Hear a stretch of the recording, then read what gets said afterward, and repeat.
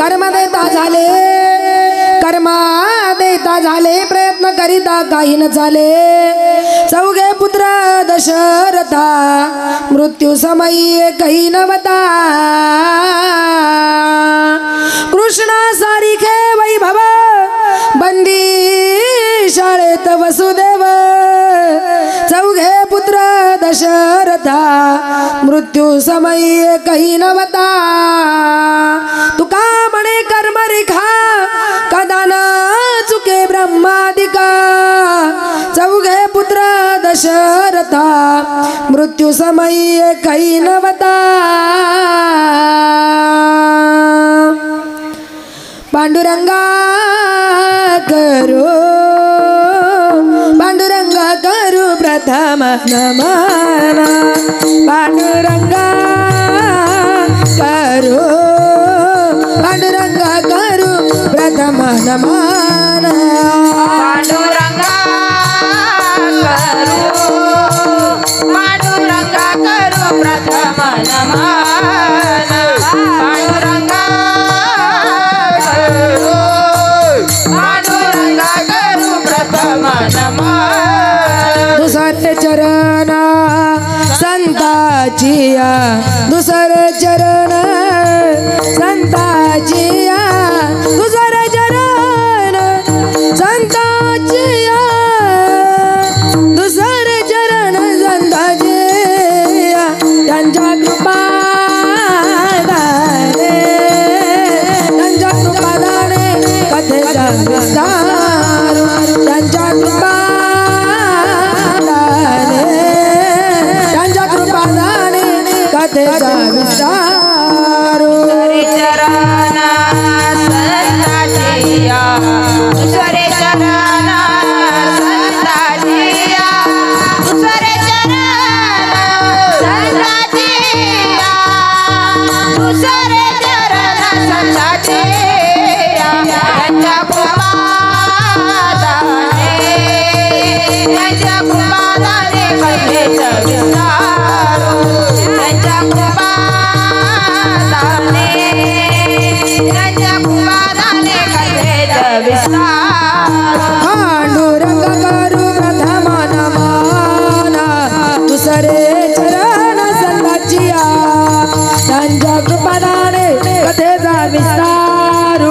बाबाजी सद्गुरु दास तुका।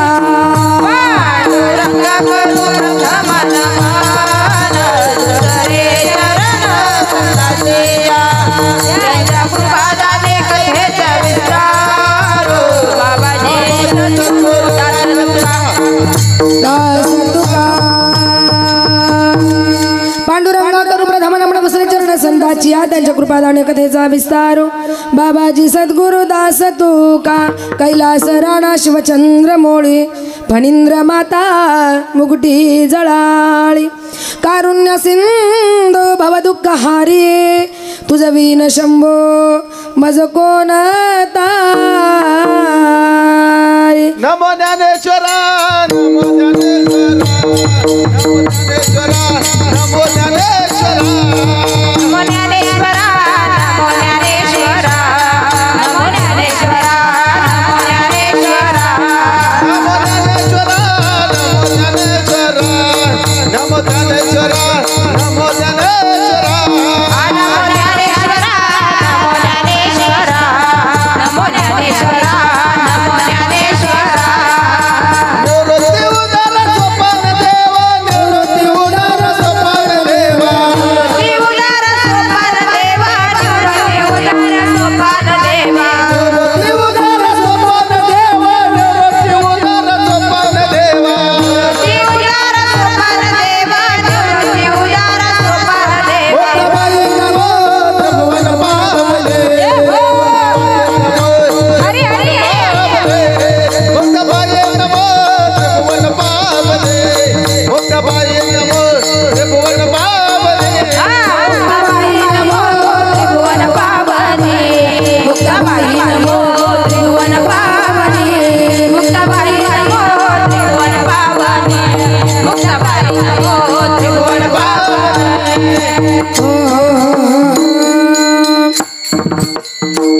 ज्ञानेश्वरा निवृत्ती उदारा सोपान देवा मुक्ताबाई नमो त्रिभुवन पावनी आद्यत्रय जननी देवाची ओम नमो ज्ञानेश्वरा करुणा करा दयाळा तुमचा अनुग्रह लादलो पावन झालो चराचरी मी कळा कुसरी काहीच नेने बोलतो वचनी अति भाविका एका जनार्दनी तुमचा दास त्याची आस पूर्वावी विठ्ठल विठ्ठल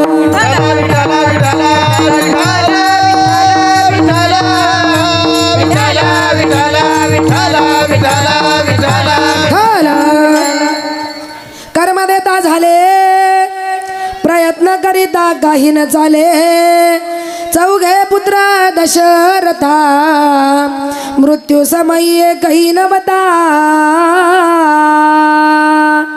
अभंगाला लग्नापूर्वी या ठिकाणी थोडासा परिहार द्यायचा तो असा की आज या ठिकाणी कैलासवासी श्रीकृष्ण नाना नन्नवरे आणि कैलासवासी गंगा भागीरथी परिगाबाई श्रीकृष्ण नन्नवरे या ठिकाणी या पती पत्नीचं दोघांचंही आज या ठिकाणी श्राद्ध आहे आणि या दोघांच्याही प्रथम श्राद्धाच्या निमित्तानं प्रथम पुण्यस्मरणाच्या निमित्तानं तुम्ही आम्ही सर्वजण त्यांना भावपूर्ण आदरांजली वाहण्यासाठी श्रद्धांजली वाहण्यासाठी आप्तेष्ट नातेवाईक भाऊबंद सगळे स्वैरे परिपाहुणे मंडळी आज या ठिकाणी जमलेला आहात। या ठिकाणी त्यांचा जो काही कुटुंब परिवार आहे त्यांचे भाऊ या ठिकाणी बाळू नाना नन्नवरे प्रभाकर नाना नन्नवरे आणि या ठिकाणी मुलं आहेत संजय श्रीकृष्ण नन्नवरे साईनाथ श्रीकृष्ण नन्नवरे बहीण या ठिकाणी आहे रंजना गंगाधर आंबेडकर आणि मुली या ठिकाणी आहेत सुमन माधव थोरात मनीषा पंडित खामकर शीतल राजेंद्र खैरे मुलगी आणि पुतणे या ठिकाणी रमेश नन्नवरे सोमनाथ नन्नवरे योगेश नन्नवरे अरुण नन्नवरे संदीप नन्नवरे आणि रामनाथ नन्नवरे गोड असा या पती पत्नीचा श्रीकृष्ण दादांचा आणि परिगाईंचा गोड असा हा सुंदर असा कुटुंब परिवार आणि त्यांच्या या जाण्यानं या नन्नवरे परिवारावर जो काही दुःखाचा डोंगर या ठिकाणी कोसळलेला आहे जो काही दुःखाचा आघात या ठिकाणी कोसळलेला आहे पांडुरंगाने त्यांना दुःखातून सावरण्याची शक्ती द्यावी आणि म्हणून आमच्या आई गेले आमचे वडीलही गेले आमचा जीव या ठिकाणी वनवासी झाला कारण ज्या वेळेला आईचं आणि बापाचं छत्र दोघंही या ठिकाणी मला वाटतं दोघांमध्ये फक्त 8 तासाचा फरक असेल 8 तासाच्या अंतरावर या ठिकाणी दोघेही नवरा बायको गेले पहिल्यांदा या ठिकाणी दादांनी जावं नंतर त्या माऊलीनं जावं माऊलीनं अगोदर जावं नंतर दादांनी जावं म्हणजे विचार करा किती गोड हे नवरा बायकोचं जे नातं आहे पती पत्नीचं जे नातं आहे अतिशय प्रेमाचं नातं आहे 8 तासामध्ये दोघाही नवरा बायकोनं या ठिकाणी देह सोडावा या कुटुंबासाठी ही काय एवढी मोठी या ठिकाणी सोपी गोष्ट नाही कुणाची तरी आई गेली तर बाप असतो बाप गेला तर सावरायला आई असते कुणीतरी कुटुंब सावरायला या ठिकाणी घरामध्ये हवं असतं पण या परिवारामधून आई गेली वडीलही गेले कारण तो काळच एवढा खडतर होता कोरोनाच्या काळामध्ये सगळ्यांचीच अवस्था या ठिकाणी बिकट होती कित्येक लोक आजारी होती कित्येक हॉस्पिटलला होते कोणाकडे कोणाला जाता येत नव्हतं येता येत नव्हतं पण या कुटुंबातून आज आई गेली आणि आज या ठिकाणी वडीलही गेले आणि म्हणून त्या दोघांच्या श्राद्धाच्या निमित्तानं आमच्या हातून काहीतरी पिंडदान व्हावं काहीतरी अन्नदान व्हावं आणि काहीतरी ज्ञानदान व्हावं या हेतून या ठिकाणी त्यांचे भाऊ असतील त्यांचे मुलं असतील मुली असतील पुतणे असतील यांनी सुंदर असा श्राद्धाचा या ठिकाणी घाट घातलेला आहे कारण आई गेली वडील गेले पण आई आणि वडिलांना जर स्वर्गात चांगली गती मिळवून द्यायची असेल चांगली जागा मिळवून द्यायची असेल तर श्राद्ध हे मुलीनं करावं लागतं आणि त्या दिवशी पिंडदान अन्नदान आणि ज्ञानदान हे करावं लागतं या युक्तीप्रमाणे या परिवारानं आपल्या आई आणि वडिलांच्या श्राद्धाच्या निमित्तानं सुंदर असं श्राद्धाचं नियोजन केलं आणि ती कीर्तनरूपी सेवा करण्याची संधी या ठिकाणी माझ्या वाट्याला आली सगळी या ठिकाणी माझी टीम म्हणजे माझी जी मुलींची वारकरी शिक्षण संस्था आहे या ठिकाणी गोलेवाडी फाट्यावर जसं आमच्या वडिलांनी आम्हा तिघी बहिणींना कीर्तनकार केलं अनिता वनिता आणि सुनीता जसं आमच्या वडिलांनी आम्हाला घडवलं तसं आमच्याही हातून काहीतरी मुली तयार झाल्या पाहिजे हा माझा हेतू आहे म्हणून ही मुलींची वारकरी शिक्षण संस्था या ठिकाणी मी सुरू केली आणि माझ्या शिक्षण संस्थेमध्ये जवळजवळ आजही 30 मुली आहेत पण बऱ्याच मुली या ठिकाणी कार्यक्रमासाठी हजर आहेत आपल्याला जेवढ्या पाहिजे तेवढ्या टाळकरी गायक वादक गायक आमचे भारत महाराज आहेत, आमच्या मायाताई या ठिकाणी आहेत, मृदुंगाची साथ देणारे हर्षल महाराज आहेत. आमच्या आई बापाच्या कार्यक्रमाचा एक चांगला सोहळा व्हावा म्हणून या परिवारानं या ठिकाणी आमच्या संकेत दादांना सुद्धा शूटिंगसाठी या ठिकाणी आमंत्रित केलं. म्हणजे एवढी या परिवाराची एवढी तीव्र इच्छा का आमचा कार्यक्रम अतिशय सुंदर झाला पाहिजे, चांगला झाला पाहिजे, त्या दृष्टीने त्यांनी भव्य दिव्य असं गोड असं नियोजन केलेलं आहे. आणि म्हणून आजची कीर्तन रूपी सेवा या सगळ्या परिवाराच्या वतीनं, नन्नवरे परिवाराच्या वतीनं मला करण्याची संधी मिळालेली आहे. म्हणून या परिवाराचे या ठिकाणी मी परत एकदा मनापासून आभार मानते. तशीच या ठिकाणी साकूर असेल, मांडव असेल, शिंदोडी असेल, आमच्या भागातूनही या ठिकाणी बरीचशी मंडळी कार्यक्रमासाठी हजर आहेत. म्हणून सर्वांचे या ठिकाणी मनापासून परत एकदा आभार मानते आणि सेवेला या ठिकाणी सुरुवात करते. पण तुमच्या सर्वांच्या चरणावर नतमस्तक होऊन मस्त कहे पायावर यावर करी संताच्या, यावर करी संताच्या, यावर करी संताच्या.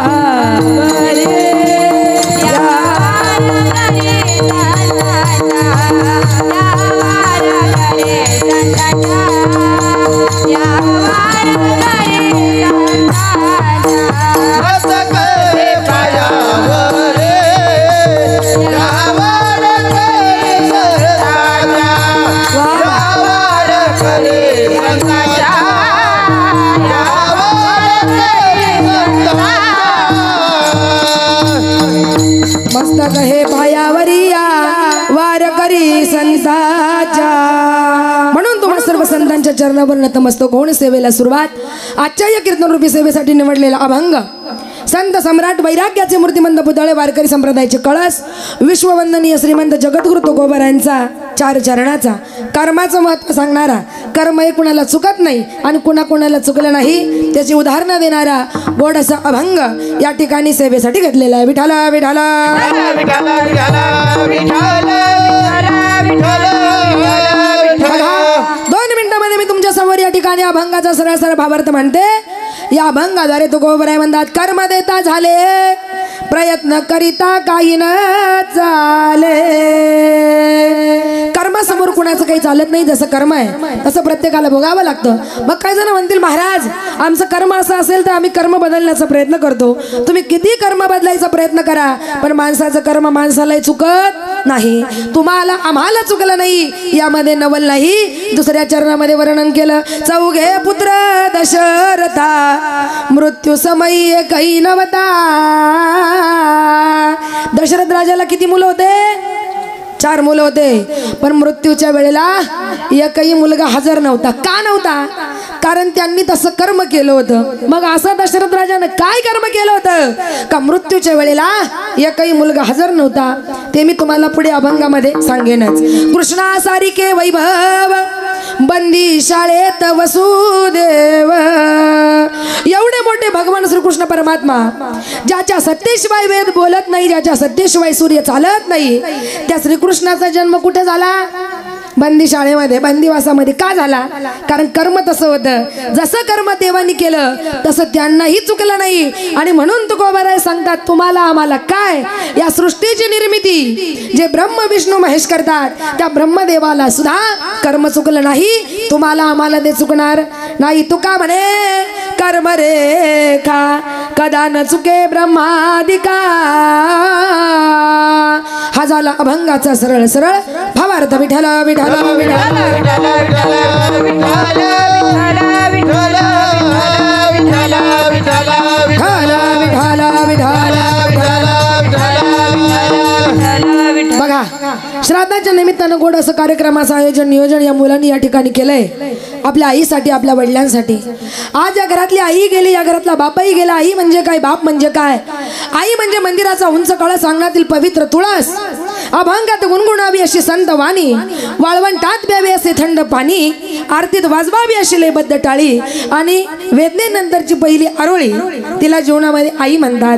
आई म्हणजे मंदिराचा उंच कळस आणि अंगणातली पवित्र तुळस. जोपर्यंत आई आहे तोपर्यंत अंगणातली पवित्र तुळस सुद्धा छान वाटते. ज्या दिवशी घरातली कुटुंबातली आई जाते त्या दिवशी ते घर सगळं सुन सुन झाल्यासारखं वाटतं. बाप म्हणजे काय तर बाप म्हणजे सुखाचा सागर, बाप म्हणजे धैर्याचा डोंगर, बाप म्हणजे घराचा धाक. जोपर्यंत घरामध्ये बाप आहे तोपर्यंत घरामध्ये धाक आहे, आणि जोपर्यंत घरामध्ये धाक आहे तोपर्यंत मुलं मुली कधी वाईट वळणाला लागत नाही. जोपर्यंत बाप आहे किती मुलांनी वेगळं राहू द्या, पण ज्या वेळेला एखाद्यावर संकट येतं त्यावेळेला बाप सांगतो, हे बाळा, अरे तुम्ही लेकरं म्हणजे आमच्या दोघांच्या पोटच्याच, आम्ही तुम्हाला लहानाचं मोठं केलं का रे, ते भांडण्यासाठी का? अरे आज त्याच्यावर वेळ आली, वेगळं राहताय म्हणून काय झालं? या जगामध्ये कोण एकत्र आहेत? सगळेच वेगळे राहतात. पण आज तुझ्या भावावर संकट आलंय ना राजा, तर एकमेकांना एकमेकाच्या पाठीशी उभं राहावं हे स्वतःच्या मुलांना शिकवणारं पात्र जर जीवनामध्ये कुणाचं असेल तर ते म्हणजे बापाच आहे. आणि असा कष्ट करणारा बाप, प्रेम करणारा बाप, जीव लावणारा बाप ज्या दिवशी तुमच्या आमच्या कुटुंबातून जातो त्यावेळेला त्या परिवाराच्या डोळ्यामध्ये पाणी आल्याशिवाय राहत नाही. माझ्या डोळ्यातली आसवा कोणी मायेन पुसताना, उरी बुंदा का दाटतोया गोष्ट बापाची सांगताना, उरी बुंदा का दाटतोया गोष्ट बापाची सांगताना. त्याच्या फाटक्या सदऱ्याला कशी ती गळ जोडल्याली, त्याच्या उभ्या आयुष्याला कशी कातर लागल्याली. मला कसं तरी होतया कोणी बाबा म्हणताना, उरी हुंदा का दाटतोया गोष्ट बापाची सांगताना, उरी हुंदा का दाटतोया गोष्ट बापाची सांगताना. काय बाप गेल्यावर बापाची किंमत कळते. बाप हयात आहे तोपर्यंत कधी बापाची किंमत कळत नाही. ज्या दिवशी बाप जाईल त्या दिवशी त्या कुटुंबाकडे रडल्याशिवाय पर्याय नसतो. बघा, एखादा मुलगा आहे, शेतकरी आहे, रोज मरमर कष्ट करतो, मळ्यामध्ये जातो, वावरामध्ये जातो, कष्ट करतो. किंवा एखादा शेतकरी मुलगा आहे, एखादा शेतकरी बाप आहे, त्याचा मुलगा नोकरीला आहे, त्याचा मुलगा सर्व्हिसला आहे. तो मुलगा रोज उठला, शिक्षक असेल किंवा नोकरी करत असेल, तो मुलगा रोज उठतो, आपली बॅग डबा घेतो, रोज नोकरीला जातो, रोज संध्याकाळी घरी येतो, संध्याकाळी झोपला की सकाळी उठतो आणि नोकरीला जातो. पण त्याच्या पाठीमागे त्याचा बाप असतो. आणि जोपर्यंत मुलगा नोकरीला जातो बाप पाठीमागे, बाप शेतीवाडी, घरदार, प्रपंच, संसार, बाजार, हाट सगळं डोलारा हा मुलाच्या मागे सांभाळणारा बाप असतो.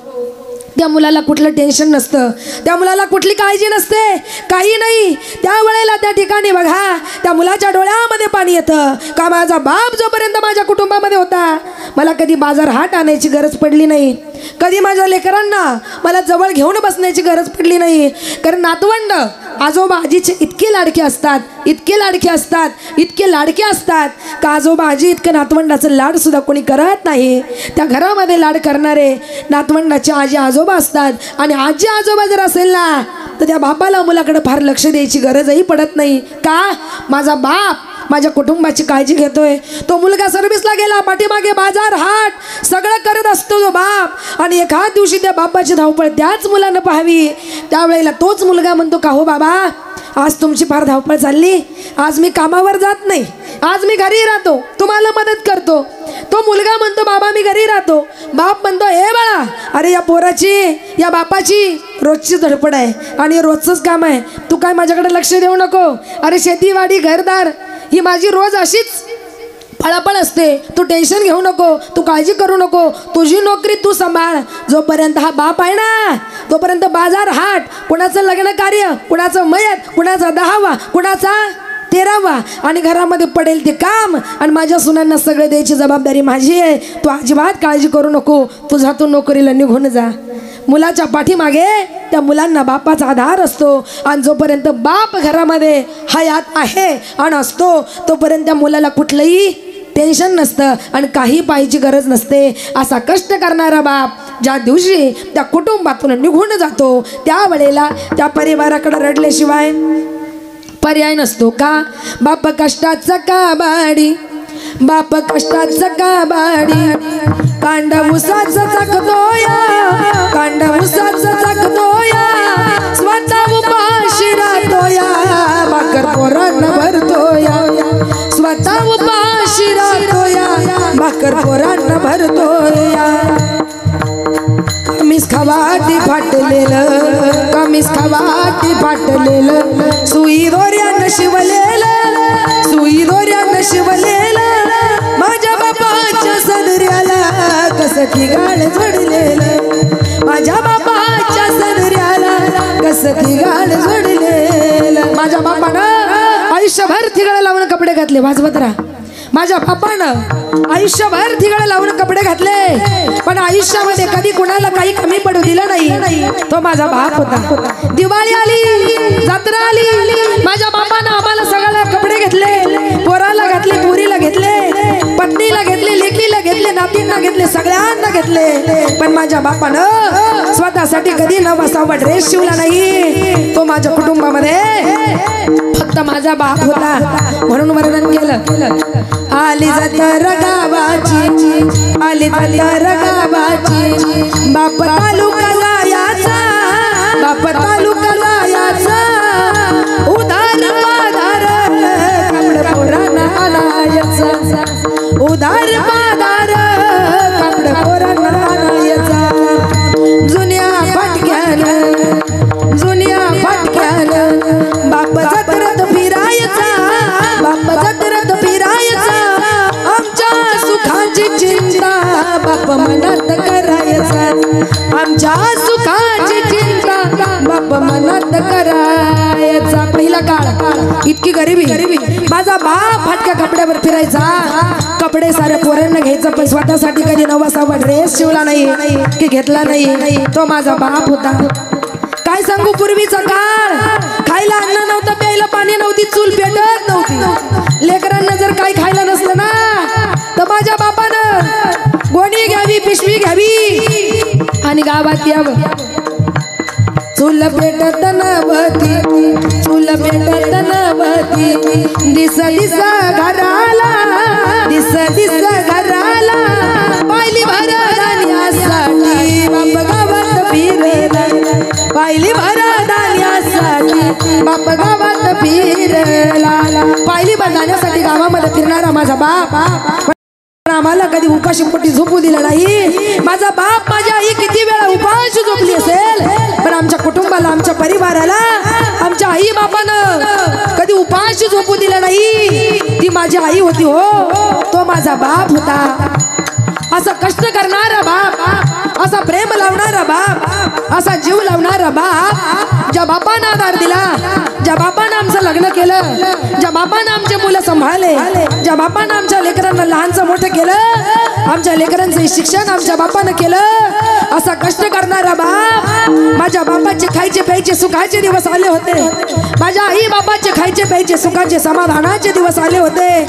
आज आम्हाला ते हवे होते पण आज आमच्यावर प्रेम करण्यासाठी आणि सुखाचे दिवस बघण्यासाठी या ठिकाणी आमची आई, आमचे बाप, आमचे वडील या विश्वामध्ये राहिले नाही.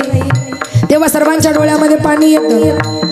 असा कनवाळू बाप, असा कनवाळू बाप, आम्हा सोडून या गेला, आम्हा सोडून या गेला, या लेकराचा जीव कसा वनवासी झाला, या लेकराचा जीव कसा वनवासी झाला, कसा वनवासी झाला, कसा वनवासी झाला, कसा वनवासी झाला. असा कनवाळू बाप आम्हा सोडून या गेला, या लेकराचा जीव कसा वनवासी झाला. पण एक जाऊन राहिलं नाही, बापानेही जावं आणि आईनेही या ठिकाणी जावं. तुम्हाला माहिती का जगातली आज सगळ्यात श्रीमंत व्यक्ती कोण आहे?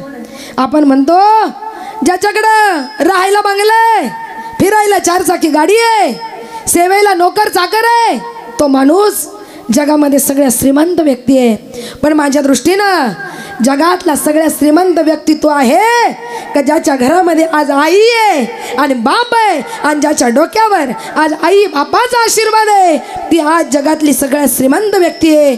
आणि ज्याच्या डोक्यावर आई बापाचं छत्र नाही, आशीर्वाद नाही, तर कवीनं वर्णन केलेलं आहे. स्वामी तिन्ही जगाचा आई विना भिकारी, आईची माया जगाला कधीच कळली नाही.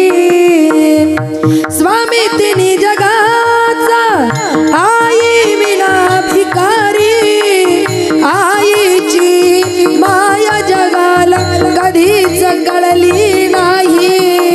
सोडून गेली आई वनवासाला, ओ कोण वागविल तुझ्या या बाळाला. आई कशाला सोडून गेली स्वर्गाला, ओ कोण वागविल तुझ्या या बाळाला. या आई बघ ना, आज सगळे नातेवाईक आलेत बाबा, अपदेष्ट आले, गणगोत्र आलं, सगळे आले, सोयरे आले, आज सगळं मंडप भरलाय बाबा. आई आज सगळे आले, आज सगळे पाहुणे गणगोत्र, कुणी यायचं शिल्लक राहिलं नाही, सगळे आले. पण आज फक्त उणीव आहे तुम्हा दोघांची. तुम्ही दोघं आज आमच्या मध्ये नाहीत म्हणून वर्णन केलेलं आहे बघा. का तुम्ही दोघं नाहीत, आज सगळे जमलेत. जमले असतील नातेवाईक शेवटच्या भेटीला, 2 दिवसात विसर पडेल ग तुझ्या या लडक्याला. सोडून गेली आई वनवासाला, सोडून गेले बाबा वनवासाला, ओ कोण वागविल तुझ्या या बाळाला. आई कशाला सोडून गेली सगळं स्वर्गाला, बाबा कशाला सोडून गेले तव स्वर्गा, ओ कोण वागविल तुझ्या बाळाला. काय आई आणि बाप हा घरातले सुंदर असं दैवत आहे. म्हणतात ना, रोज देव आपल्या घरी येऊ शकत नाही आणि रोज देव आपल्याला भेटू शकत नाही, म्हणून देवानं 2 देव आपल्या घरात निर्माण केलेत. एक म्हणजे आई आणि दुसरा म्हणजे बाप. नाही तुम्ही मंदिरात गेले तरी चालेल, पण 2 देव आपल्या घरात निर्माण केले. या दोन्ही देवाचं रोज दर्शन घ्या. आयुष्यात तुम्हाला आम्हाला कधी काही कमी पडणार नाही. याला कारण आहे का आईचा आशीर्वाद तुमच्या आमच्यासाठी काय आहे. वहाँ कौन सी चीज़ है जो यहाँ नहीं मिलती, वहाँ कौन सी चीज़ है जो यहाँ नहीं मिलती. सब कुछ मिलता है लेकिन माँ बाप नहीं मिलते, लेकिन माँ बाप नहीं मिलते, लेकिन माँ बाप नहीं मिलते. पैशानं सगळं मिळतं, पैशानं मिळत नाही. फक्त एक म्हणजे आई आणि दुसरा म्हणजे बाप. म्हणून आई आज तू गेलीस ग, पण तुझा हात आमच्या डोक्यावर होता, तू आमच्या पाठीशी होती. आणि आईचा हात म्हणजे जीवनामध्ये काय आहे. एका कवीनं गोड वर्णन केलं. तुझा हात परीस माझा लोखंडी गजुला, तुझा हात परीस माझा लोखंडी गजुला, हात परीस लगता झुला सोन्याचा झाला, झुला सोन्याचा झाला. तू मधाला मधाची गोडी, तू मायेची दिवाळी, चूल पेटली पेटली तुझ्या नशिबी सदाची होळी. माझ्या आईच्या नशिबामध्ये सदा न कदा होळी होती. माझ्या आईनं आतापर्यंत कष्ट केले, आतापर्यंत कष्टच केले, पण माझ्या माऊलीच्या जीवनामध्ये सदा न कदा या ठिकाणी होळीच होती. कोणी तुझं कर्म लिवलं ग आई असं? कोण्या येड्या सटवाईनं तुझं कर्म लिवलं, तुझं जगन मरण एका श्वासात शिनल. टाक टाकून गेली नाही वाटली तिला लाज, घरादाराचं सरसर तिच्या डोईवरी ओझ. माझ्या आईच्या डोक्यावर आमच्या घरादाराचं ओझ होतं. सटवाईला कसं कळालं नाही? असं काय टाक टाकलं तिनं का माझी आई आज आमच्यामध्ये या ठिकाणी राहिली नाही. म्हणून तो कवी म्हणतो का मी सटवाईला सुद्धा काय विचारील, जाब विचारल्याशिवाय राहणार नाही. सटवाईला विचारीन जाब काय दुश्मनी होती, दिली साऱ्यांना आजादी, माय गुलामीत होती. काय सगळ्यांना आजादी दिली आणि माझ्या आईला आयुष्यभर गुलामामध्ये ठेवलं. असं सटवाईनं काय माझ्या आईचं कर्म लिहिलं असेल, काय माझ्या आईचं चुकलं असेल का असं कर्म या सटवाईनं सुद्धा लिहावं. ज्या आईनं आमच्यासाठी कष्ट केले, प्रेम केलं, दिलं. पण आई जरी तू आज या जगामध्ये राहिली नाहीस, जरी आज तू या जगामधून गेली असेल ना, तर आई आज आम्ही तुझी आनंदानं ओटी भरतो. कारण आज श्राद्ध आहे, त्या निमित्तानं आम्हाला पिंडदान करायचं आहे, अन्नदान करतोय, ज्ञानदान करतोय. पण आई जरी तू आमच्यात राहिली नसेल तरी आज आम्ही तुझ्या आनंदानं ओटी भरतो. पण हे पांडुरंगा, हे परमेश्वरा, तू एक लक्षात ठेव, जरी तू आमच्या आईला आणि आमच्या बापाला नेलं असेल ना, तर आम्हाला पुढच्या जन्मामध्ये आई म्हणून हीच माऊली हवी आहे आणि बाप म्हणून सुद्धा हेच वडील आम्हाला हवे आहेत. त्यामुळे द्यायचं असेल ना, तर आम्हाला पुढचा जन्म आमच्या आईच्या बापाच्या पोटाला घाल. आग म्हणून म्हणतो आनंदानं भरावी तुझी ओटी, पुन्हा एकदा जन्म घ्यावा माये तुझे पोटी. अग तुझ्या चरणी, अग तुझ्या चरणी, अग तुझ्या चरणी ठेवणी माथा, धराव तुझ पाय, तवा मले तिच्यामध्ये दिसती माझी माय रे, दिसती माझी माय रे. हंबरून वासर आले चाटती जवा गाय, तवा मले तिच्यामध्ये दिसती माझी माय रे, दिसती माझी माय. इतके कष्ट जीवनामध्ये माझ्या आईने केले. पण आई आजही मी तुमच्या आनंदाने ओटी भरतो. पुढचा जन्म आम्हाला तूच हवी आहेस. पण या घरातली आई जावीन, वडीलही जावं. कारण परिस्थिती तशी होती, कोरोनाचा काळ होता, कुणाला कुणाच्या घरी जाता येत नव्हतं, कुणाला कुणाच्या घरी येता येत नव्हतं, कुणाला कुणाजवळ बसता येत नव्हतं. मला सांगा, एवढी मंडळी हॉस्पिटलला गेली, ऐका नाही, गेल्यानंतर आपल्याला त्यांच्याजवळ बसता आलं का हो? किती बिलं भरले? 25-25 लाख, 50-50 लाख बिल भरले. 50-50 लाख बिल भरून, 20-20, 25-25 लाख बिल भरून, ज्या आई बापाने, ज्या भावानं, ज्या बहिणीनं, जे कोणी आपले नातेवाईक गेले असेल, ज्यांनी ज्यांनी आपल्यासाठी हाडाची काढं केली, रक्ताचं पाणी केलं, एवढे बिल भरून सुद्धा त्या व्यक्ती आपल्या घरामध्ये आल्या नाही. ज्या आई बापानं आपल्यासाठी हाडाची काढं केली, रक्ताचं पाणी केलं, महिला मंडळ, त्यांचं शेवटचं दर्शन आपल्याला घेता आलं नाही. काही काहींना तर अग्नी ढागही देता आला नाही. काही काहींना शेवटची आंघोळ सुद्धा घालता आली नाही. त्या आई बापाची इच्छा असते, त्या आई बापाला कधीच पैसा अडका लागत नाही, आई बापाला कधी धन दौलत लागत नाही. आई बापाची फक्त मरते समयी एकच इच्छा असते का माझ्या मुलाच्या हातचं, माझ्या मुलीच्या हातचं गोडवर पाणी प्यावं, माझ्या लेकरांचं तोंड पाहावं आणि हा जीव सोडावा. एवढी फक्त त्या आई बापाची इच्छा असते. पण ती सुद्धा काही काही लोकांची पूर्ण झाली का हो? कारण हॉस्पिटलला कधी मंडळी गेली हे सुद्धा कळत नव्हतं. ज्या वेळेला फोन यायचा त्यावेळेला तुम्हाला आम्हाला या ठिकाणी कळायचं. मग ज्या वेळेला ज्या आईच्या, ज्या नातेवाईकांना हॉस्पिटलमध्ये आपली गरज होती, त्यावेळेला आपण तिथं हजर होतो का? होतो का त्यांच्याजवळ हजर? त्यांना काय पाहिजे काय नको विचारायला कधीच हजर नसतो. याला कारण आहे, कलियुगातल्या लोकांचा एक नियम आहे का सुखाला सगळे येतात, सुखाला सगळे येतात आणि ज्या वेळेला आपल्यावर दुःखाचा डोंगर कोसळतो ना, दुःखामध्ये साथ द्यायला आपल्या जवळ कधी जन हे सुखाचे दिल्या घेतल्याचे, जन हे सुखाचे दिल्या घेतल्याचे,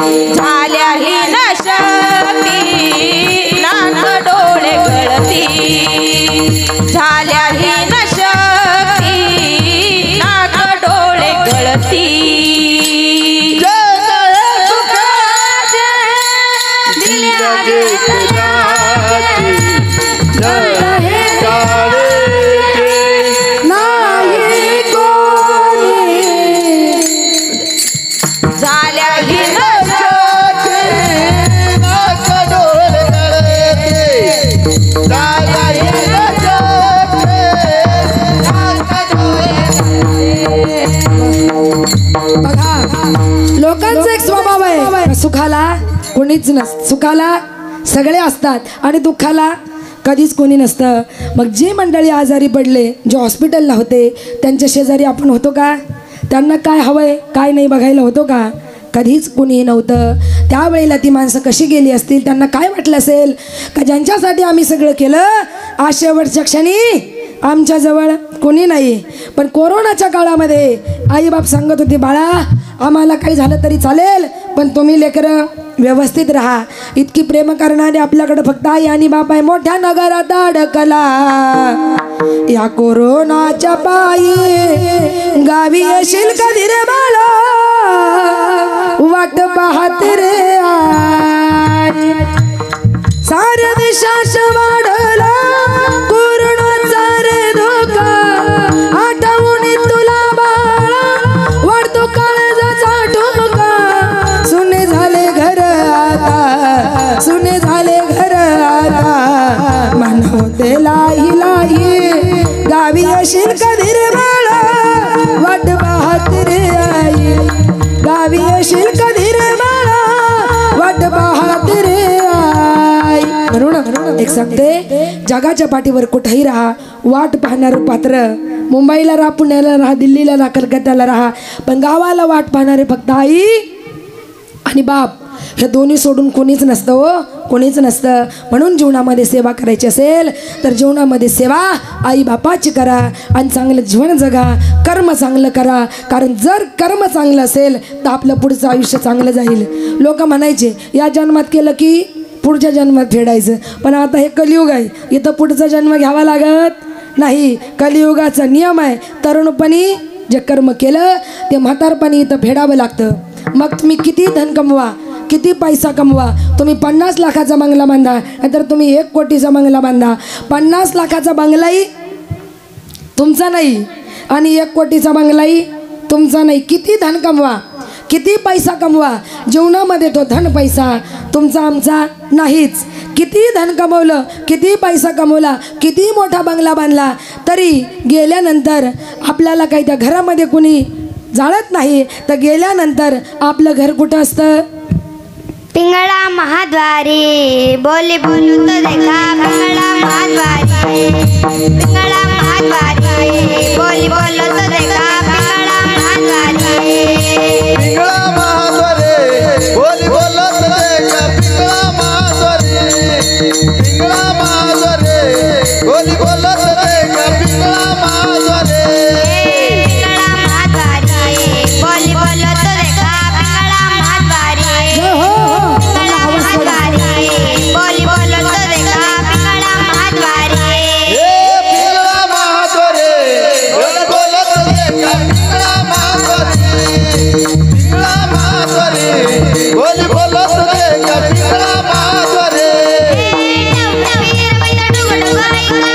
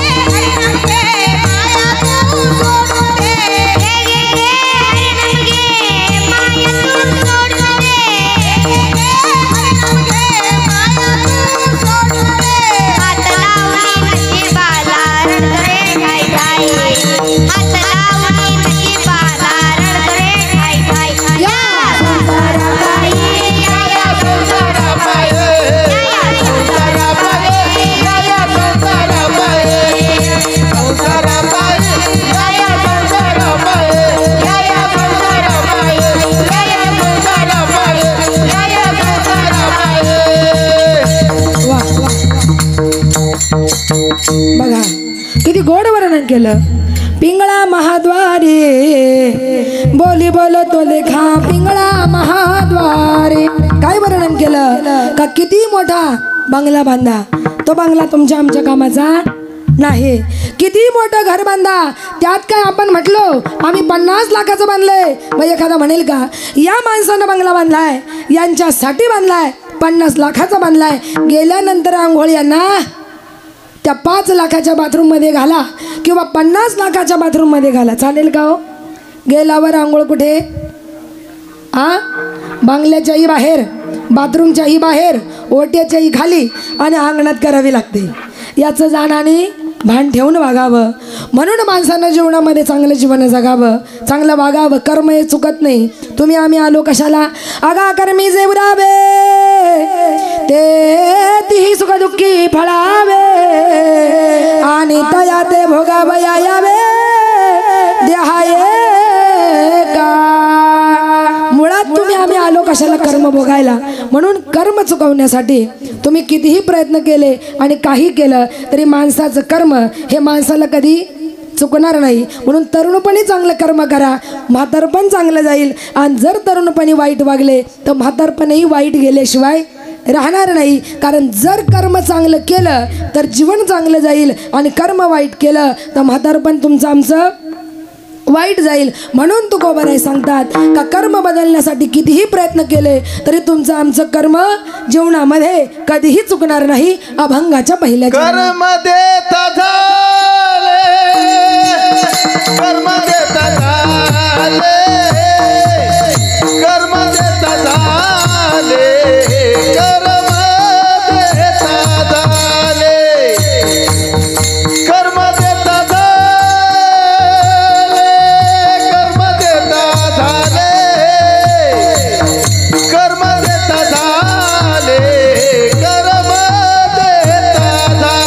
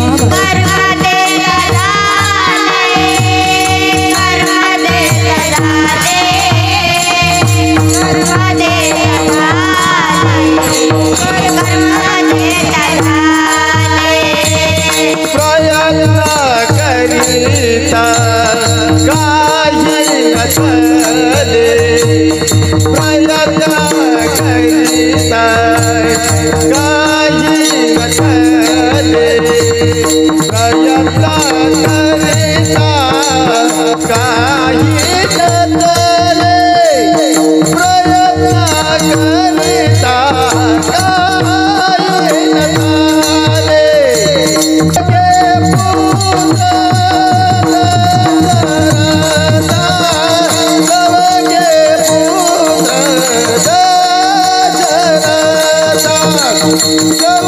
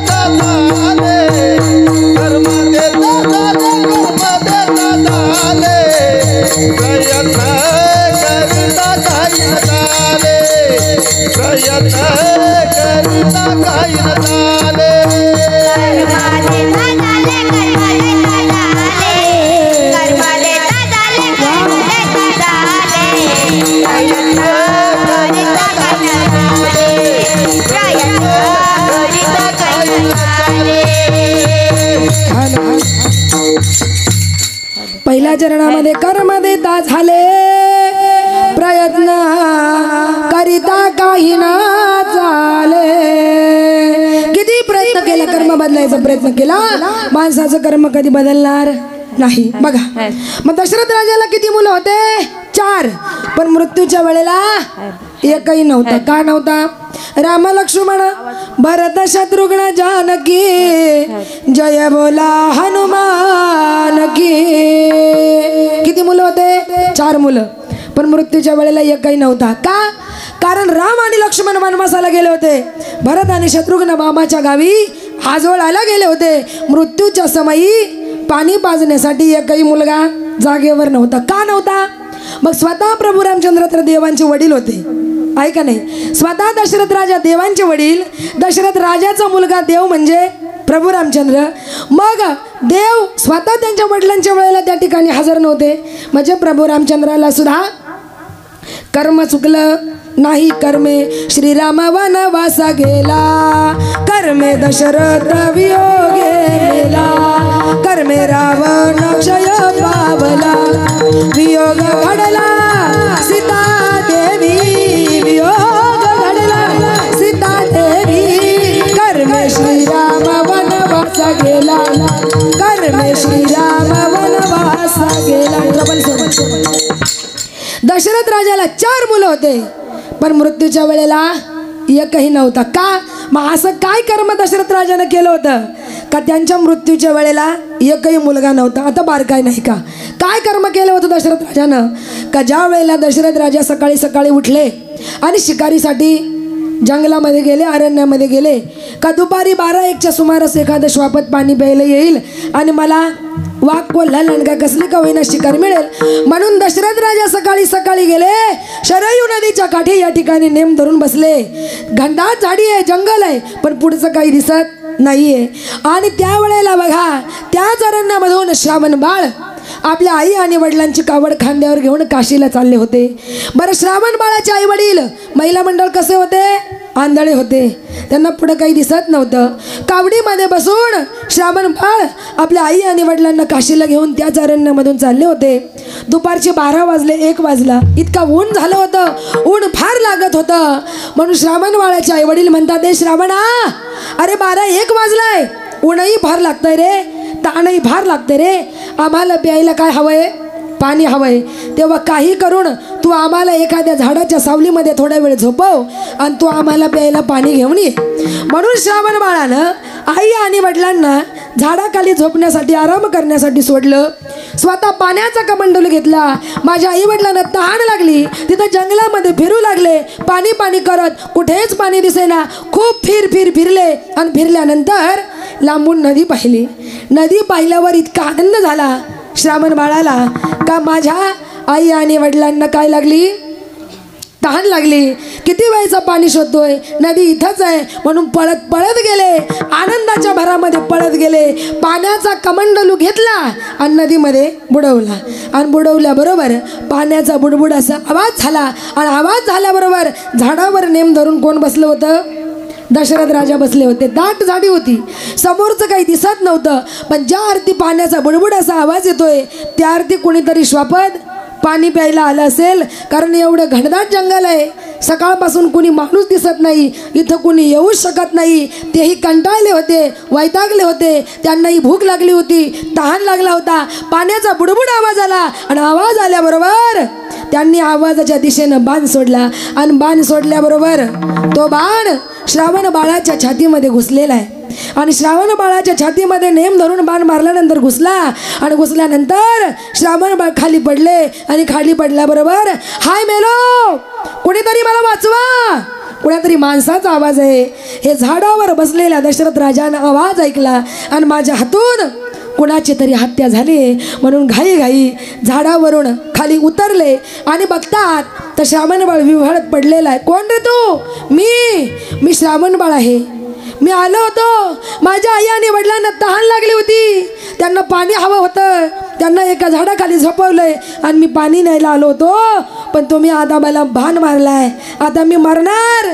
माझ्या आईवडिलांना पाणी कोण घेऊन जाणार? माझ्या आईवडिलांना काशीची तीर्थयात्रा कोण करणार? माझ्या आई आणि वडिलांची सेवा कोण करणार? राजा, तुम्ही मला बाण मारलाय. माझ्या आईवडिलांचं काय? त्यावेळेला त्या ठिकाणी श्रावण बाळ ढसाढसा रडू लागला.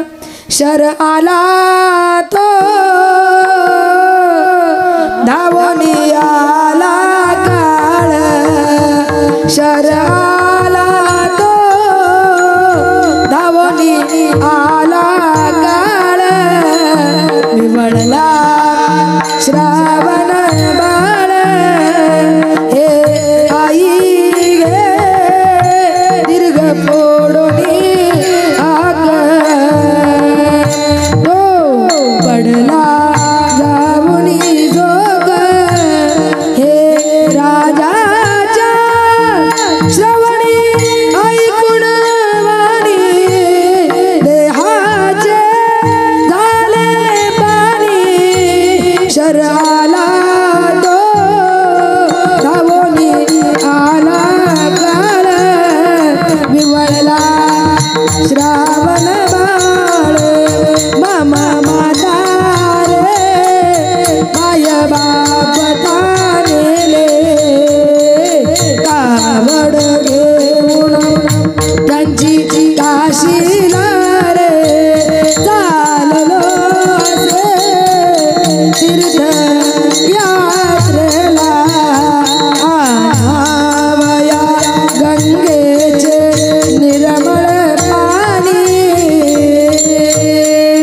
बघा, इतकं गोड वर्णन केलं. श्रावण बाळ ढसढसा रडू लागले. राजा, तू आता मला मारले, पण माझ्या आई आणि वडिलांचं काय? तुम्ही मला मारले त्या आंधळ्यात. त्यांची कावड काशीला घेऊन मी चाललो होतो. माझ्या आईवडिलांची इच्छा होती.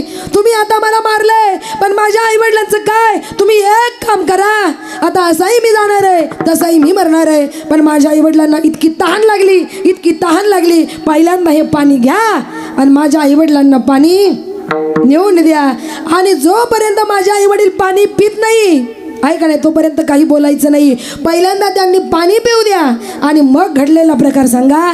जर माझ्या आईवडिलांना कळालं ना राजा, त्यांचा श्रावण बाळ गेला, तर माझे आईवडील माझ्या नावाचा जप करत करत प्राण सोडतील. पण राजा पाणी पिणार नाही. तेव्हा काही करून माझ्या आईवडिलांना सांगू नका तुमचा मुलगा मारला गेलाय ते. दशरथ राजा विचार करतात, हे केल्याचं पातक आपल्याला लागले, यांच्या आईवडिलांचं लागायला नको. गाई गाईनं पाण्याचा कमंडलू घेतला, कमंडलू घेऊन निघाले. आई आणि वडील शोधले, समोर आई आणि बाप पाहिल्याबरोबर त्यांना वाटलं हेच असतील. ओळखलं, जवळ गेले, पाण्याचा कमंडलू ठेवला. पण श्रावण बाळाने एक सांगितलं होतं का माझे आईवडील जोपर्यंत पाणी पित नाही तोपर्यंत काही बोलायचं नाही. हे गेले, पाण्याचा कमंडलू समोर ठेवलेला आहे. त्यावेळेला आईवडिलांनी ओळखलं आपला मुलगा तर आलाय, पण हा बोलत का नाही, का बोलत नाही, काय झालं असेल, का बोलत नाही. तेव्हा आई म्हणते, बाप म्हणतो, हे बाळा, तू पाणी तर आमच्या समोर ठेवलंय, पण तू आमच्याबरोबर बोलत का नाहीस? का रे, तुला आमचा राग आला का रे? तुला आमच्यामुळं पाणी आणायला त्रास झाला का रे? फार उन्हात आणायचं फिरावं लागलं का रे? तुला वनवन झाली का बाळा? अरे तुला आमचा राग आला का रे बाळा? अरे तू आमची सेवा करतोय म्हणून आम्ही जिवंत आहोत. तुझ्यासारखा मुलगा जर आमच्या पोटी जन्माला आला नसता ना, तर ह्या माईबापांचं एवढ्या दिवस कधीच जगणं झालं नसतं रे. आज तुझ्यामुळं आम्ही आहोत बाळा. अरे बोल ना, तू पाणी आणलंय, आम्हाला तहान लागली पाणी प्यायचंय, पण तू का बोलत नाहीस? तू बोल ना काहीतरी. तू बोलला नाहीस तर आम्ही हे पाणी पिणार नाही. श्रावण बाळाचे आईवडील हट्टाला पेटले, तू बोलल्याशिवाय पाणी पिणार नाही. आणि आईवडील पाणी प्यायला तयार नाही, हे काही बोलायला तयार नाही. तू जोपर्यंत बोलत नाहीस बाळा, तोपर्यंत आम्ही हे पाणी पिणार नाही. शेवटी श्रावण बाळाचे आईवडील कंटाळले, वैतागले. अरे बोल बाळा, तू किती हट्टदार, आमच्या संग बोलायचं नाहीस. तुला राग आला असेल ना तर व्यक्त हो बाळा, पण असं मनामध्ये ठेवू नको. तरी सुद्धा या ठिकाणी राजा काहीच बोलत नाहीये. शेवटी आई वडील ऐकायलाच तयार नाही. शेवटी राजाला सांगावं लागलं, तुमचा मुलगा श्रावण बाळ मारला गेला. तुम्ही कोण आहात? मी अयोध्येचा राजा दशरथ आहे, दशरथ राजे, तुम्हीच. प्रणाम तुम्हाला. पण आमचा मुलगा कुठे, तो का आला नाही? त्यावेळेला या ठिकाणी सांगू लागले दशरथ राजा, एक काम करा, पहिलं पाणी प्या, पाणी प्यान, पाणी पिल्यावर मी तुम्हाला सगळं सांगतो. म्हणे जमणार नाही, अगोदर आमचा मुलगा कुठे आहे हे आम्हाला कळायला पाहिजे. ते म्हटले नाही नाही पाणी प्या. तसं मला श्रावण बाळानं सांगितलंय, तुम्ही पाणी प्या मग तुम्हाला सांगेल. आई वडील हट्टाला पेटले, जमणार नाही, जोपर्यंत मुलगा कुठे आहे हे आम्हाला कळत नाही तोपर्यंत आम्ही हे पाणी पिणार नाही. खरं सांगते किती जीव असावा आई बापाचा मुलावर, का ते आई आणि वडील पाणी सुद्धा पिले नाही. शेवटी दशरथ राजाला सांगावं लागलं का तुमचा मुलगा माझ्या हातून मारला गेला. दुपारी 12-1 वाजता पाणी न्यायला आला. मला वाटलं काहीतरी शोभत असेल, मी बाण सोडला, माझा बाण तुमच्या मुलाला लागला, तुमचा मुलगा माझ्या हातून मारला गेला. हे वाक्य ज्या वेळेला श्रावण बाळाच्या आई आणि वडिलांनी ऐकावं त्यावेळेला काळजामध्ये चर्र व्हावं. आणि चर्र झाल्याबरोबर ते म्हटलं काय बोलतोस राजा, तू आमच्या मुलाला मारलं, तू आमचा मुलगा नाही, आमचा जीव मारलाय, आमचा प्राण मारलाय, आमचा मुलगा आमची सेवा करत होता म्हणून आम्ही जिवंत होतो. अरे तुझ्या हातचं पाणी पिऊन करू काय, जगू कोणासाठी, ज्या मुलासाठी आम्ही जगत होतो त्या मुलालाही राजा तुमच्या हातून मरण आलंय. आता आम्हाला हे पाणी सुद्धा नको आणि आता हे तुझ्या हातचं आम्ही पाणी सुद्धा पिणार नाही. श्रावण बाळाचे आई आणि वडील दशरथ राजा एवढे आग्रह करत होते तरी एकही घोट पाणी पिले नाही. उलट ते म्हटले का आम्ही श्रावण बाळ करत प्राण सोडू पण पाणी पिणार नाही. त्यांनी पाणी घेतलं नाही. ते श्रावण बाळ करत प्राण सोडू लागले. पण जाताना एक सांगून गेले, ए राजा, ज्याप्रमाणे आम्ही पुत्रयोगाने मरणार आहोत, तू आमच्या बाळाला मारलं, आमच्या मुलाला मारलं, त्याप्रमाणे राजा तू सुद्धा कसा मरशील, पुत्र वियोगानं मरशील. हा शाप कोणी दिला? श्रावण बाळाच्या आई आणि वडिलांनी दशरथ राजाला दिला का ज्याप्रमाणे आम्ही पुत्रयोगाने मरत आहोत त्याप्रमाणे तू सुद्धा राजा कसा मरशील, पुत्रयोगाने मरशील. परिणामी ज्या वेळेला दशरथ राजाचा मृत्यू झाला त्यावेळेला राम आणि लक्ष्मण वनवासाला गेले आणि भरत आणि शत्रुघ्न मामाच्या गावी आजोळाला गेले. पण मृत्यूच्या समयी एकही मुलगा नव्हता. हेच महाराज अभंगाच्या 2ऱ्या चरणामध्ये सांगतात. चौघे पुत्रा दशरथा, चौघे पुत्रा दशरथा, चौघे पुत्र दशरथा, चौघे पुत्र दशरथा.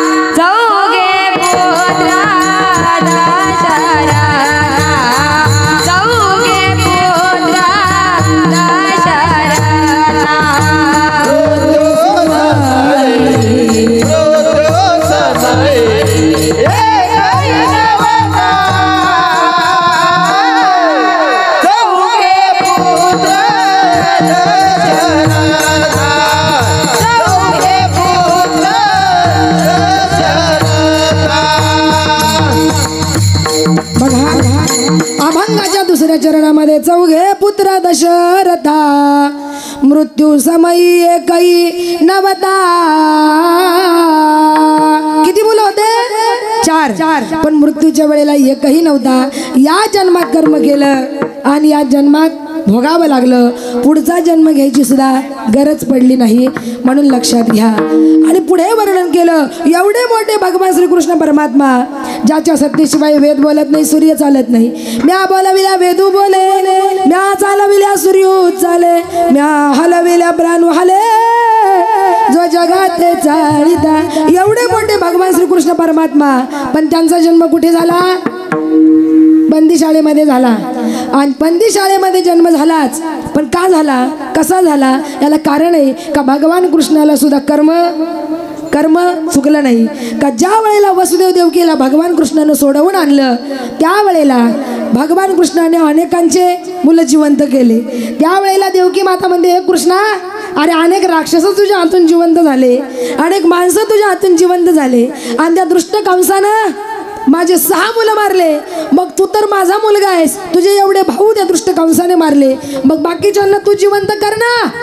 त्यावेळेला भगवान कृष्ण म्हणतात, दे आई, माझ्या कंस मामाला नाव ठेवू नको. म्हणे मामा कसला, मामा नाव घेतलं आणि मामा चांगला नसेल, एखादा आपला वागला नाही तर आपण म्हणतो आमचा मामा कंस मामा ना आमचा मामा शकुनी मामा. 2 मामा डोळ्यापुढे उभं राहतात. मामा जर वाईट वागला तर आमचा मामा कसला, आमचा मामा कंस मामा आणि आमचा मामा शकुनी मामा. मामा जातीला सुद्धा कलंक लागला. म्हणजे विचार करा, तो कंस आहे का नाही. त्यावेळेला देव म्हणू लागले, आई माझ्या मामाला नाव ठेवायचं नाही. म्हणे का, काय तुझ्या मामानं असं चांगलं केलं रे, माझे सोन्यासारखे 6 मुलं मारलेस आणि म्हणे का मामाला नाव ठेवू नकोस. म्हणे नाही नाही, नाव ठेवू नकोस, तुझे मुलं मारले याला कारण तुझं कर्म आहे. म्हणे माझं कर्म, मी काय केलं. म्हणे तू काय केलं, मागच्या जन्मामध्ये तुझी जी सवत होतीस, तुझ्या सवतीला पोरं व्हायचे म्हणे आणि तुला पोरं होत नव्हते. मागच्या जन्मात देवकी माता काय करायची का सवतीला पोरं व्हायचे आणि तिला होत नव्हते ना, मग मला होत नाही ना, तुझे पण जगू देणार नाही. सवतीला मुलं झाले काही, मागच्या जन्मामध्ये देवकी माता जायची, त्या बाळाच्या गळ्याला चिमटा घ्यायची आणि ते बाळ जन्माला आलेलं मारून टाकायची. तू जेवढे तुझ्या सवतीचे मुलं मारलेस तेवढेच मुलं या जन्मामध्ये कंस मामानं मारले. माझ्या मामाला नाव ठेवायचं काम नाही, हे तुझं कर्म आहे. म्हणून माझा जन्म सुद्धा बंदिवासामध्ये झाला. अभंगाच्या 3ऱ्या चरणामध्ये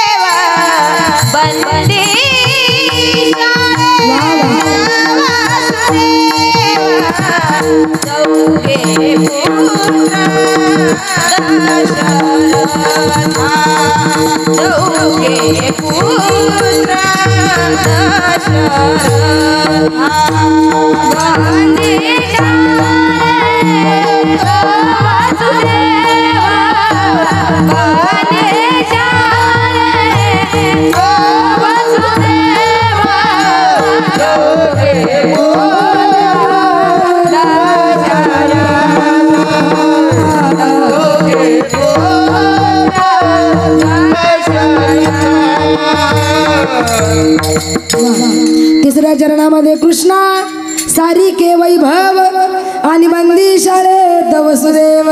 एवढे मोठे भगवान श्री कृष्ण परमात्मा पंचान्माला कुठं आले, तुरुंगामध्ये बंदीवासामध्ये. आई तुझ्यामुळं आम्हाला माझा सुद्धा जन्म तिथे झाला, हे तुझं कर्म आहे. कारण ज्याचं त्याचं कर्म हे ज्याला त्याला जीवनामध्ये चुकत नाही, म्हणून तुम्हालाही ते चुकणार नाही. म्हणून तरुणपणे चांगलं कर्म करा तर म्हातारपण चांगलं जाईल. आणि जर आतापासून चांगलं केलं नाही तर म्हातारपण सुद्धा चांगलं जाणार नाही. जे कर्म देवाधिकांना चुकलं नाही ते तुम्हाला आम्हाला चुकणार नाही. म्हणून चांगलं जीवन जगा. आणि एकदा सगळ्यांनी भजन करायचे टाळ्या वाजून. विठोबा रखुमाई, विठोबा रखुमाई, विठोबा रखुमाई, विठोबा रखुमाई, विठोबा रखुमाई, विठोबा रखुमाई, विठोबा रखुमाई,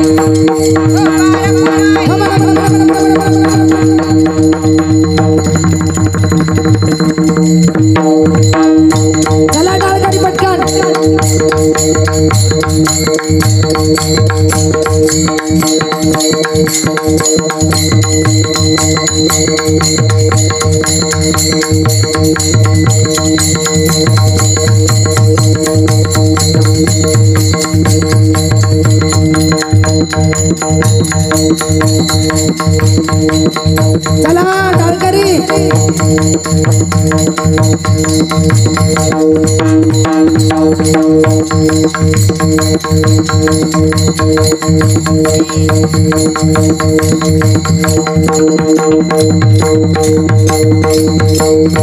चला जय हो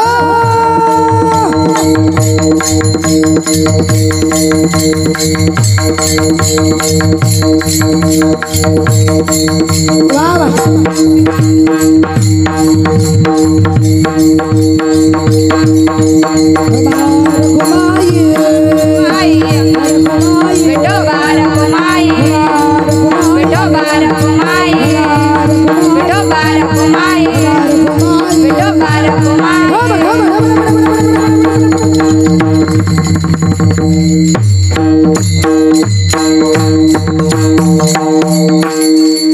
म्हणून कृष्णासारी केवाई भावबंदी शाळेत वसुदेव चौघे पुत्र दशरथा मृत्यू समयी एकही नवता.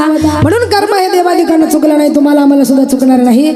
म्हणून चांगलं जीवन जगा आणि इथून पुढच्या काळामध्ये आपलं म्हातारपण सुखाने समाधानाने जावं असं वाटत असेल तर जीवनामध्ये आपल्या लेकरांवर चांगले संस्कार करा, आपल्या मुलांवर चांगले संस्कार करा आणि आपले मुलं चांगले जन्माला घाला, त्यांच्यावर संस्कार करा. वयाच्या 16व्या वर्षी माऊली ज्ञानेश्वरी लिहिते, वयाच्या 16व्या वर्षी शिवाजी महाराज हिंदवी स्वराज्याची स्थापना करतात आणि वयाच्या 16व्या वर्षी आपले पोरं काय करतात, आपण म्हणतो 16वं वर्ष धोक्याचं. हे धोक्याचं आहे का मोक्याचं आहे? तर हे मोक्याचं आहे, हे लक्षात घ्या. आणि लक्षात घेऊन शिवाजी महाराजांसारखे आपले मुलं या ठिकाणी जन्माला घाला. अंधार पडत चाललाय, एक दिवा पाहिजे. अंधार पडत चाललाय, एक दिवा पाहिजे. हिंदवी स्वराज्य संपत चाललंय, त्यासाठी जिजाऊचा शोभाच पाहिजे, जिजाऊचा शोभाच पाहिजे, जिजाऊचा शोभाच पाहिजे. आज या महाराष्ट्राला गरज आहे माझ्या राजांसारख्या मुलांची. म्हणून आपलं म्हातारपण सुखात जावं असं वाटत असेल तर पहिल्यांदा आपल्या मुलांवर चांगले संस्कार करा, का जेणेकरून त्यांच्यावर संस्कार चांगले होतील आणि म्हातारपणी आपलाही सांभाळ चांगला होईल. तर आज कित्येक घटना आपण पाहतो का आळंदीसारख्या पंढरपूरसारख्या ठिकाणी कित्येक लोक म्हाताऱ्या आईबापाला नेऊन त्या ठिकाणी सोडून देतात. अशा कित्येक घटना एवढ्या काळामध्ये या ठिकाणी आपण पाहिल्या. ही वेळ आपल्यावर लवकरच येईल जर आपण आपल्या लेकरांवर नाही संस्कार केले तर. म्हणून जिजामातेने जसं माझ्या राजावर संस्कार केले तसे संस्कार करा. शिवाजी कुणाला म्हणायचं एका वाक्यात सांगते, 65 किलोची तलवार होती त्याचं नाव येसाजी, 2000 शत्रूशी एकट्या झुंज देतो त्याचं नाव बाजी, हात तुटला तरी लढत राहतो त्याचं नाव तानाजी, 8 तासात दिल्लीहून घोडा पुण्याला आणतो त्याचं नाव धनाजी, 4 तासात शत्रूच्या छावणीला कळस करतो त्याचं नाव संताजी, ठाण्या वाघाला उभा पडतो त्याचं नाव संभाजी. आणि या सगळ्यांना एकत्र घेऊन जो हिंदवी स्वराज्याची स्थापना करतो त्याचं नाव शिवाजी, त्याचं नाव शिवाजी, त्याचं नाव शिवाजी. म्हणून आजही या महाराष्ट्राला गरज आहे शिवाजी राजांसारख्या मुलांची. म्हणून हात जोडून पाया पडून विनंती आहे का आपले मुलं घडवा, पण कोणासारखे, माझ्या राजासारखे. म्हणून जाताना एक गोड पोवाडा, आदे नमन शोभाला करीते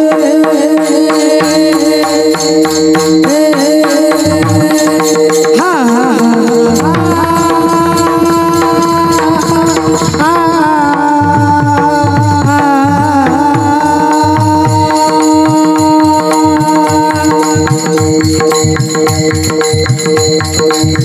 वाह वाह वाह.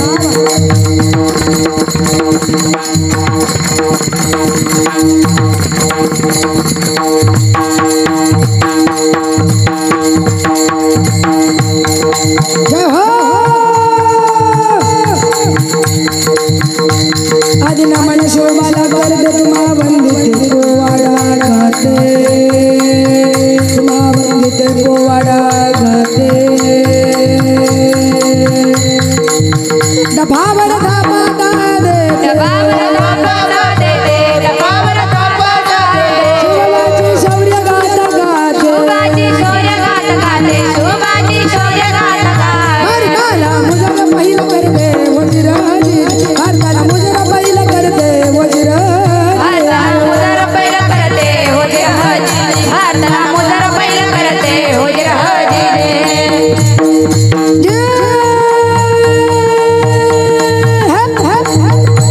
टाळ वाजवा टाळ वा वा शिवबाच्या शौर्याच्या कथा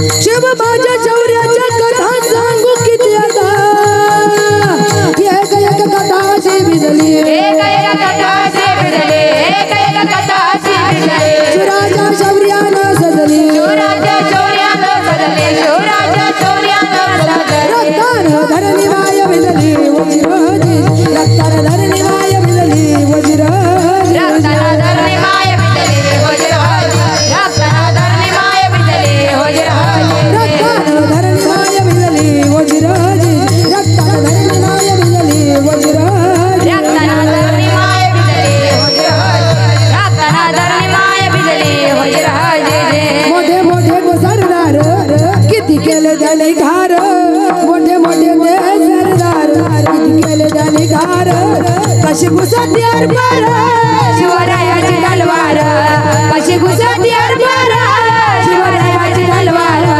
कशी घुसती पार शिवरायाची तलवार कशी घुसती पार शिवरायाची तलवार शिवरायाची तलवार शिवरायाची तलवार शिवरायाची तलवार शिवरायाची तलवार शिवरायाची तलवार शिवरायाची तलवार शिवरायाची तलवार रायाची तलवार छत्रपती शिवाजी महाराज की धर्मवीर संभाजी महाराज की जय भवानी जय शिवाजी काय केलं माझ्या राजानं याचा आदर्श ठेवा चांगलं जीवन जगा आणि जाताना या आईसाठी या वडिलांसाठी जीवनामध्ये त्याग ज्या आईबापांनी या मुलांसाठी केला ते आज या जगामध्ये राहिले नाही कारण जसं कर्म आहे तसं प्रत्येकाला जीवनामध्ये भोगावं लागतं त्याप्रमाणे कोरोनाच्या काळामध्ये अतिशय वाईट परिस्थिती असताना या ठिकाणी या माऊलीनेही जावं या वडिलांनी एका पाठोपाठ या ठिकाणी जावं आणि असं वातावरण त्यावेळेला गढूळ झालं होतं पण अशी वाईट वेळ कधी कुणावरही येऊ नये आणि दोन्ही छत्र कोणाचे हरपू नये असं म्हणतात एक गेलं तर एकानं प्रेम द्यावं पण या कुटुंबातून दोन्ही गेले पांडुरंगाला एकच विनंती करते हे पांडुरंगा तू या आईलाही नेलस या बापालाही नेलस दोघांचाही डाव संसाराचा डाव अर्ध्यावर मोडून दोघेही गेले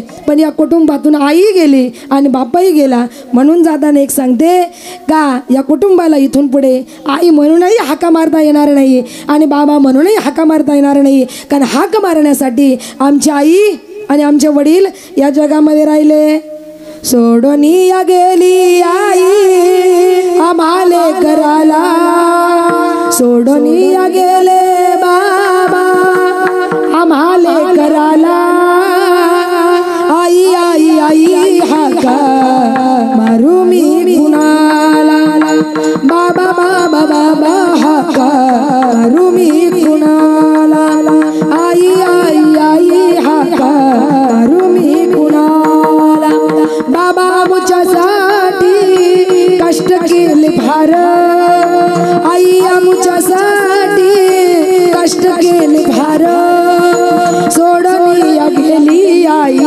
सारा परिवार सोडून या गेले बाबा सारा परिवार लेकी सुना रडत बसती सांदी कोपऱ्याला आठवण येते आई याच घडीला आठवण येते बाबा याच घडीला सोडून या गेली आई आम्हाला कराला सोडून या गेले दादा आम्हाला कराला आई आई आई हाका मारू मी कुणाला बाबा बाबा बाबा हाका मारू मी कुणाला मारू मी कुणाला मारू मी कुणाला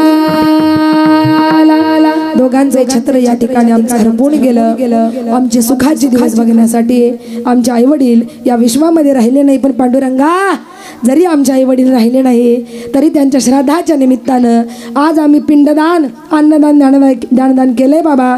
आमच्या आई आणि बापाला आज तरी या ठिकाणी स्वर्गामध्ये चांगली गती दे, तेवढी पांडुरंगाला प्रार्थना. पतंगा रे पतंगा थोडा तरी थांबशील का, आई माझी देवा घरी निरोप तिला देशील का, वडील माझे देवा घरी निरोप तिला देशील का.